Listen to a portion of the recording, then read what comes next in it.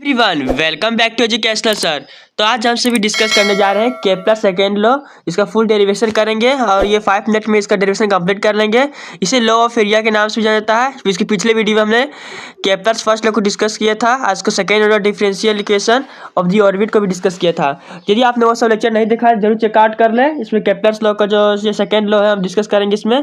तो आपको डिस्क्रिप्शन में प्लेलिस्ट मिल जाएगा मोशन अंडर सेंट्रल फोर्स नाम से सारा वीडियो आप चेकआउट कर सकते हैं। तो मुझे टाइम वेस्ट की चलिए वीडियो को स्टार्ट करते हैं।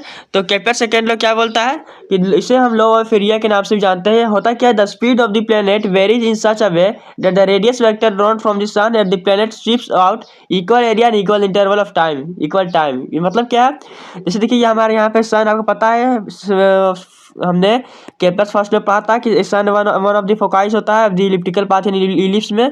यदि आपने नहीं देखा तो चेकआउट कर ले केपलर फर्स्ट लो। तो ये हमारा सन यहाँ पे, ये हमारा कोई प्लेनेट देख सकते हैं। यदि प्लेनेट हमारा टी टाइम पे यहाँ था, फिर वो T plus D T time, क्या टी टाइम में थोड़ा सा टी टाइम में यहाँ था और टी में हम डी टी टाइम ऐड कर देते तो यहाँ होता डी टी टाइम में, ठीक है। तो इस सन का जो यहाँ से कुछ इस तरह से ये एरिया हो गया और जो यहाँ से कुछ इस तरह से ये एरिया हो गया, ये दोनों एरिया जो होता है वो क्या होता है, इक्वल इंटरवल टाइम में इक्वल हो रहा है। क्या लिखा हुआ, planet sweeps out equal area in equal time, यानी इधर का जो जितना एरिया रहेगा इधर के एरिया का क्या रहेगा, इक्वल रहेगा। तो वही बोला जा रहा है कि दोनों एरिया क्या होगा, इक्वल होगा। तो वही हमारा सेकेंड लॉ है केपलर्स लॉ का, law of area. The speed of planet varies in such a way that the radius vector drawn है, यहाँ देखिए रेडियस वेक्टर कुछ इस तरह से है, ये परपेंडिकुलर है, drawn to the vector drawn from the sun to a planet sweeps out equal area and equal time, equal area और इक्वल टाइम में। यही हमारा सेकेंड लॉ। तो क्या इक्वल लॉ ऑफ एरिया में क्या D A by D T क्या होगा, कांस्टेंट होगा, ठीक है। डी हमारा क्या है, तो डी हमारा ट्राइंगल कौन सा है, ओ ए बी, ये हमारा ट्राइंगल ओ ए बी हमने ए से क्या परपेंडिकुलर ड्रॉन किया है एंड रेडियस आर इसका हो गया, ठीक है। तो बेसिकली ये D A by D T क्या कांस्टेंट, ट्राइंगल हो क्या ओ बी ए ट्राइंगल है।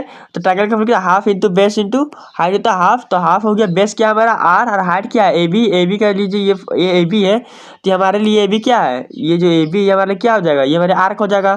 थीटा बराबर क्या होता है, आर्क अपॉन लेंथ, थीटा बराबर आर्क अपॉन क्या होता है, आर्क अपॉन लेंथ होता है।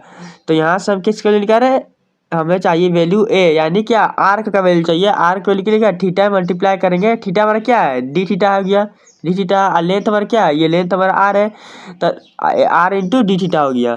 तो हमारा ये क्या हो गया, आर है, यहाँ आर डी थीटा हो गया क्या, half into base into height, यानी ये इसका वैल्यू क्या हो गया आर डी थीटा, ठीक है। तो बेसिकली आर मल्टीप्लाई का आर स्क्वायर हो गया, ये डी थीटा हो गया, D A by D T क्या हो गया, half R square D theta by D T, ठीक है। D theta by D T क्या हो गया, क्योंकि ये डी ए का वैल्यू हमने फाइंड किया तो ये डी टी से दोनों तरफ क्या करेंगे, डिवाइड करेंगे। तो कुछ इस तरह D theta by D T क्या होता है, एंगुलर मोमेंटम ओमेगा होता है, पता है।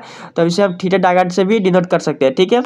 थीटा डायग्राम क्या होता है, ये साथ ही हमने second order differential equation of the orbit में साथ ही डिस्कस किया, तो वो वीडियो जरूर चेकआउट कर ले तो आपको समझ में आ जाएगा क्या है थीटा डायग्राम, ठीक है।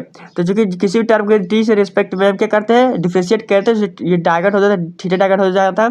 We know that if any object move the central force, क्या center force, then angular momentum conserve, यह हमने पहले ही पढ़ चुका क्लास 11th में, क्लासिकल मैकेनिक्स टॉपिक था। If any object move this center force के अगर कोई जो ऑब्जेक्ट वो मूव करता है तो एंगुलर मोमेंटम क्या होता है, उसका हमेशा कंजर्व होता है, यानी एंगुलर मोमेंटम होने क्या J equal to M R square theta by M R क्या होता है, एम आर स्क्वायर ओमेगा, ये क्या है एंगुलर मोमेंटम का फॉर्मूला है, आपने पहले ही पढ़ा एम आर स्क्वायर ओमेगा। तो ओमेगा को क्या लिखते हैं, ओमेगा का फॉर्मूला होता है D theta by D T, और हमने D theta by D T को क्या लिया है, थीटा डायगट, ठीक है।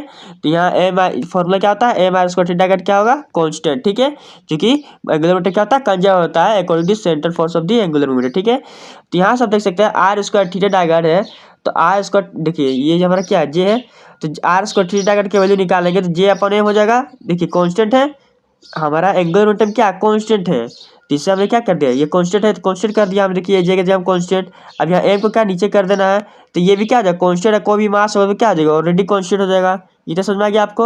अब देखिए दोनों तरफ हाफ से मल्टीप्लाई करें तो कोई भी कांस्टेंट नंबर में हाफ से मल्टीप्लाई करें तो वो भी कांस्टेंट रहेगा, तो ये कांस्टेंट हो गया, यहाँ half R square theta cut हो गया। तब फ्रॉम इक्वेशन 1 एंड 2, ये इक्वेशन हमारा क्या है, ये इक्वेशन 2 हो गया, इक्वेशन हमारा क्या है, इक्वेशन हम देखिए ये क्या है half R square theta cut, दोनों का इक्वल करेंगे तो क्या होगा, D A by D T क्या हो गया कांस्टेंट, तो यहाँ देखिए दोनों का इक्वेशन फ्रॉम इक्वेशन 1 एंड 2 से D constant, hence prove Kepler second law. तो हमने केपलर सेकंड लॉ को प्रूव कर दिया। तो यही हमारा था स्मॉल सा, इतना ही छोटा था हमारा इसका डेरिवेशन। तो वीडियो अच्छी लगी लाइक करें, शेयर करें, और चैनल में पहली बार आए हैं तो चैनल को सब्सक्राइब करना ना भूलें। मिलते हैं अगले नेक्स्ट वीडियो के साथ। So thanks for watching this video. अगले नेक्स्ट वीडियो में हम डिस्कस करेंगे केपलर थर्ड लॉ को, तो वीडियो में बने रहें।